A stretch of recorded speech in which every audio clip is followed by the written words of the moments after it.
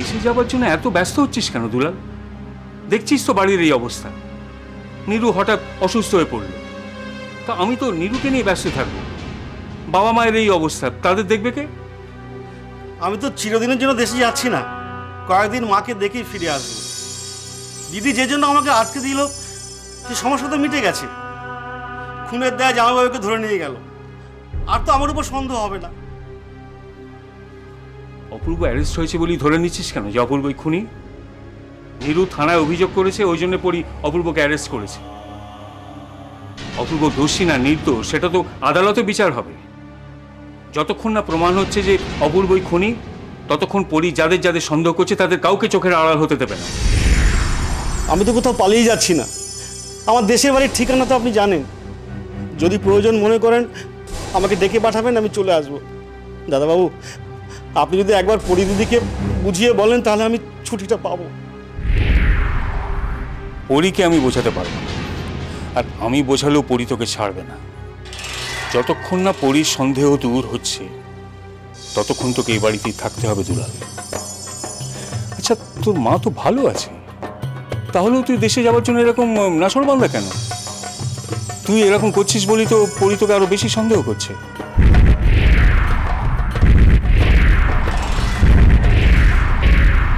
ঠিক আছে, যেতে যখন দেবেন না যাব না।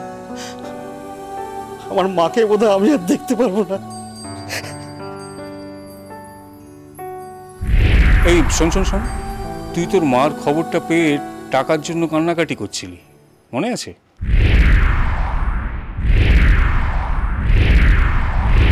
আমাকে বাঁচান দাদা, আমাকে বাঁচান। কি হয়েছে? এরকম এরকম করছিস কেন? কাঁদছিস কেন তুই? আমার মা। তোর মা? কি হয়েছে তোর মা? ভাই ফোন করেছিল, মা হাসপাতালে ভর্তি, আজকেই অপারেশন হবে, 50,000 টাকা লাগবে। আপনাকে বাঁচান, আমার মা মারা যাবে দাদা, আমার মা মারা যাবে। এরকম করিস না, বুঝতে পারছি, কিন্তু এতগুলো টাকা, 50,000 টাকা আমি এখন কোত্থেকে জোগাড় করবো বলতো? আমার অবস্থা তো তুই জানিস। তোর বৌদির ব্রেন টিউমার অপারেশন করতে হবে, সেই টাকারই কোনো ব্যবস্থা কোনো করতে পারিনি। আমি জানি দাদা বাবু, কিন্তু আপনারা ছাড়া আমি কোথায় গিয়ে দাঁড়াবো বলুন? তাই তো,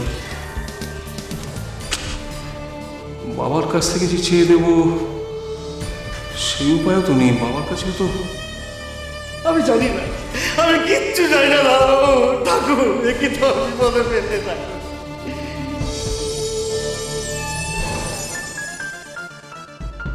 ভগবান, একসময় এই চৌধুরীর বাড়ি থেকে কত মানুষের বিপদে অসুখে সাহায্য করা হয়েছে, আর আজ দুলালের মায়ের চিকিৎসা করা যাবে না।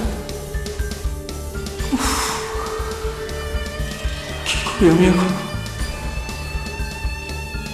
কি করবো?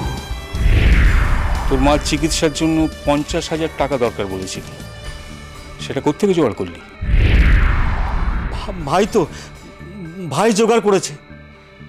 তোর ভাইয়ের যদি এত টাকা জোগাড় করার সামর্থ্যই থাকতো তাহলে কি ও তোকে ফোন করতো?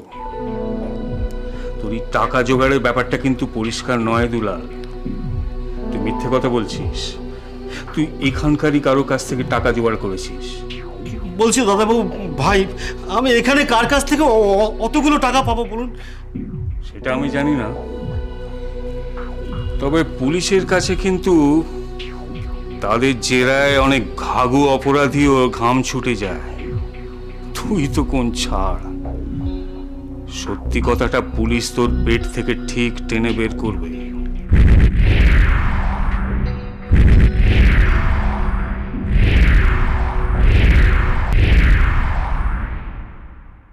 যখন পড়বে না মোর পায়ের চিহ্ন এই বাটে, আমি বাইব না, আমি বাইব না মোর খেয়া তোরে এই ঘাটে। তুমি চিরকাল আমাকে ভরসা দিয়ে এসছো, আজ এই সামান্য ব্যাপারে তুমি ভেঙে পড়ছো বাবা। তুমি কিচ্ছু চিন্তা করো না, আমরা সবাই আছি তো, আমরা সব সামলে নেব। আর কখনো মরার কথা বলবে না বাবা, বলো। মা, মিটিয়ে দেব দেনা দেনা, বন্ধ হবে আনাগোনা এই হাটে। তখন আমায় নাইবা মনে রাখলে, তারার পানে চেয়ে চেয়ে নাইবা আমায় ডাকলে, যখন পড়বে না মোর পায়ের চিহ্ন এই বাটে। মা, তুই বেরোচ্ছিস? হ্যাঁ বাবা, শোন, আমার জন্য একটা জিনিস আনতে। জিনিসের কথা পরে শুনবো। সাত সকালবেলা উঠে কোথায় টোটো করছিস বলতো? হ্যাঁ, পড়াশোনা করার নেই? আছে তো, আমি আজ থেকে অনেক সকালে উঠে দৌড়ি মাঠে শুরু করে দিলাম। মানে? সুন্দর পিসি দিদা বলেছে সূর্য উঠলে আর শুয়ে থাকতে নেই, উঠে মুখ ধুয়ে মাঠে দৌড়ি শুরু করতে হয়। কি সুন্দর পিসি দিদা? সেটা আবার কি? হ্যাঁ, আর তার কথা শুনে তুই একেবারে পাঁই পাঁই করে দৌড় শুরু করে দিলি? কে সুন্দর পিসিটা কে? ওই তো, যে পিসি দাদা কাল থেকে আছে আমাদের বাড়ি। বাবা, তার আবার নাম ঠিক হয়ে গেল? তাকে আবার সুন্দর পিসি দিদা বলে রাখতে শুরু করে দিলি? সুন্দর তো, তাই। তা ও তো এসব বলেছে? হ্যাঁ, ওই দিদিটা আমার সাথে মাঠে গেছিল। আচ্ছা, কোন মাঠে রে? বাড়ির সামনের মাঠে। পিসি দিদা বলেছে রোজ আমরা ভোরবেলা উঠে দৌড় করব। হ্যাঁ, তাই আমাদের শরীর চর্চাও তো করতে হবে। আর কি বলেছে রে তোকে? কত গল্প বলেছে, পড়াশোনা করে বড় হতে বলেছে, আমি বড় হয়ে কি হতে চাই ওটাও জিজ্ঞেস করেছে। আচ্ছা, আমি তো দেখছি আমার পোলার সঙ্গে বহুত ভাব হয়েছে। হয়েছে তো, ওই পিসিয়াটা ভীষণ ভালো, তোর সাথে আলাপ করে দেবো, আয়। থাক, আমার গোপাল একটু মন দিয়ে লেখাপড়া করো, তোমাকে আর আলাপ করাতে হবে না, আমি নিজে গিয়ে তার সঙ্গে আলাপ করে নেবো। তুমি দয়া করে না একটু লেখাপড়াটা করো। এই নাটা চেহারায় আর এই বয়সে শরীরচর্চা করার কোনো দরকার নেই। যখন শরীরচর্চা করতে হবে না, তখন নিজের মাই বলবে যে এবার মাঠে গিয়ে দৌড়ো। আর ওই সুন্দর দিদার কথায় লাফালাফি করো না। কেন, মাখামাখি করলে কি হয়? দিদাটা তো ভালো। বান্টি, মুখে মুখে না বহুত কথাবার্তা বলছো কিন্তু তুমি। হ্যাঁ, এত কথাবার্তা বলবে না মায়ের সামনে। আর তুমি আমার ছেলে তো, আমার সঙ্গে মাখামাখি করবে, অন্য লোকের সঙ্গে না। আমার অসুবিধা আছে। আর যাও, এক্ষুনি গিয়ে লেখাপড়া করতে বসো।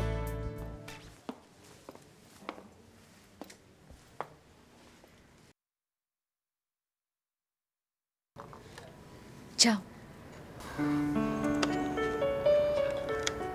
তুমি? Good morning. হ্যাঁ, গুড মর্নিং। কিন্তু তুমি চা নিয়ে এলে কেন? এই বাড়িতে কি চা আনার অন্য কোনো লোক নেই? কেন থাকবে না? তবে এই বাড়িতে যখন আছি তখন আমিও তো এ বাড়ির একজন। চাটা করেছে কে? আমি। তুমি চা করেছো? তুমি জানো আমি চায়ে ক চামচ চিনি খাই? 1 চামচ। কি করে জানলে? সাবিত্রী বলেছে? না, কাউকে জিজ্ঞেস করিনি। আমার মনে হলো আপনি বোধহয় চায়ে 1 চামচ চিনি খান। তবে একটা কথা বলবো, এই বয়সে আর চিনি খাবেন না। আমি কালকে থেকে আপনার চায়ে কিন্তু চিনি দিচ্ছি না, কেমন? না না, ও চিনি ছাড়া চা আমি খেতে পারবো না। সবটাই অভ্যেসের ব্যাপার। 2 দিন খারাপ লাগবে, তারপর দেখবেন অভ্যেস হয়ে গেছে। আফটার অল মানুষ তো অভ্যেসের দাস। কেমন হয়েছে?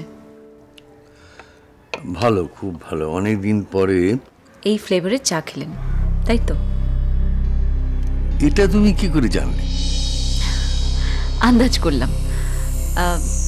নাগপুরে আমরা এই ফ্লেভারের চা খেতাম।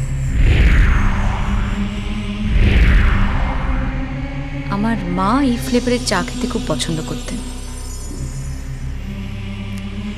কোথায় থাকতে তোমরা নাগপুরে?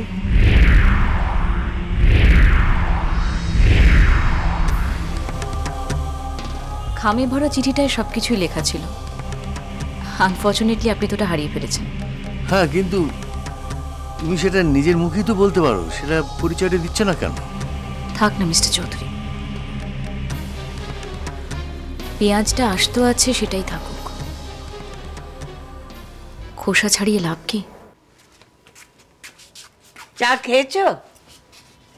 কেমন চা করেছে নতুন মেয়ে? নতুন মেয়ে? নতুন এসেছে তো, তাই নতুন মেয়ে বললাম। তুমি যাই বলো মা, মিস্টার চৌধুরী বোধহয় আমাকে মেয়ে মানতে নারাজ। না ঠিকই তো, মানে উনি কেন সবাইকে মেয়ে ভাববেন, তাই না মিস্টার চৌধুরী?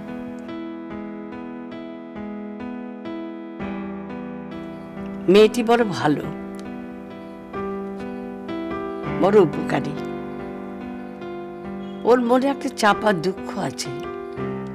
আচ্ছা, এখনো তুমি ওর পরিচয়টা বুঝতে পারছো না, মনে করতে পারছো না?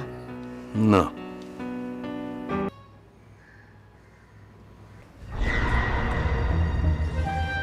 কেমন আছো? তুমি? হ্যাঁ, আমি অবাক হচ্ছ কেন? না, অবাক মানে ভাবিনি তুমি আসবে। তুমি লকআপে আর আমি আসবো না? আসলে তোমার মতো একজন ভদ্র মহিলা একজন খুনির কাছে লকআপে আসছে, এটা যথেষ্ট বিস্ময়কর নয় কি? আমি বিশ্বাস করি না তুমি মার্ডারার, এটা আমি বিশ্বাস করি না। তাতে কি এসে যায়? পুলিশ তো বিশ্বাস করে আমি খুনি, তাই তো আমি ভেতরে। লোকে কি বললো না বললো, পুলিশ কি বললো না বললো, তাতে আমার কিচ্ছু যায় আসে না। তার কারণ তুমি আমার। তুমি লকআপের বাইরে থাকো বা ভেতরে থাকো, তুমি আমার।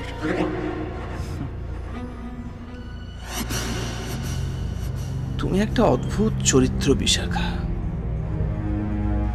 এ নিয়ে তোমার সঙ্গে আমার কয়েকশো বার কথা হয়েছে, কয়েকশো বার, যে আমি কোনোদিনই তোমার হব না। তাও তোমার শিক্ষা নেই। তুমি কেন বুঝতে পারো না যে ইন্দু আমার মন প্রাণ সমস্ত জুড়ে রয়েছে? আমি তোমার ধরার ছোঁয়ার বাইরে বিশাখায়। দেখো তোমার আমার মধ্যে এই গরাতটা, এটা ভেঙে দেবো আমি, ভেঙে ফেলবো আমি এটা।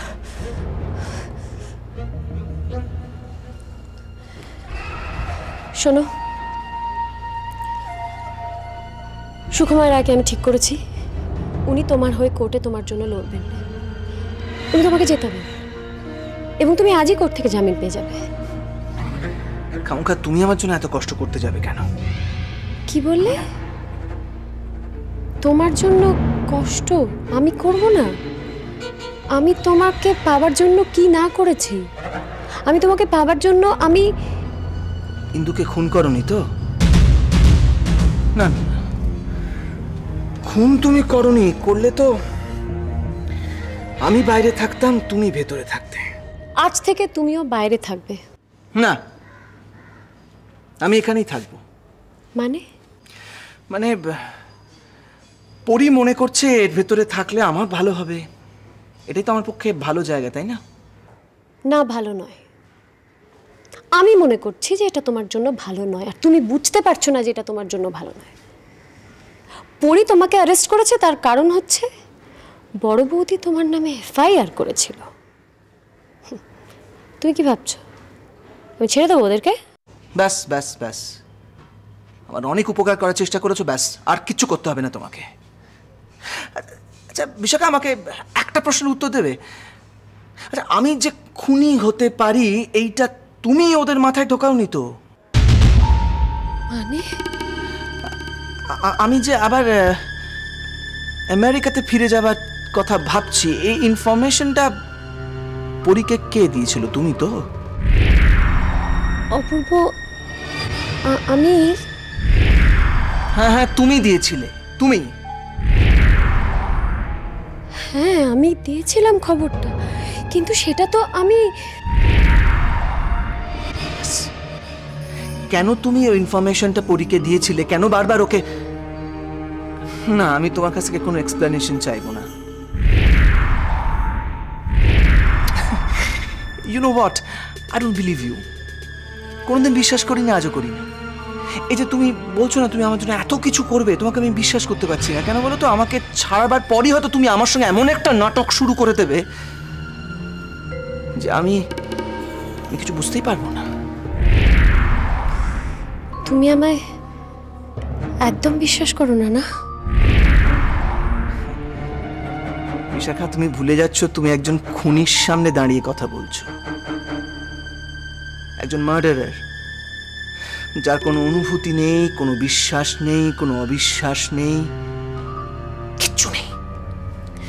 যাও যাও এখান থেকে। আর একটা কথা কি জানো বিশাখা, এই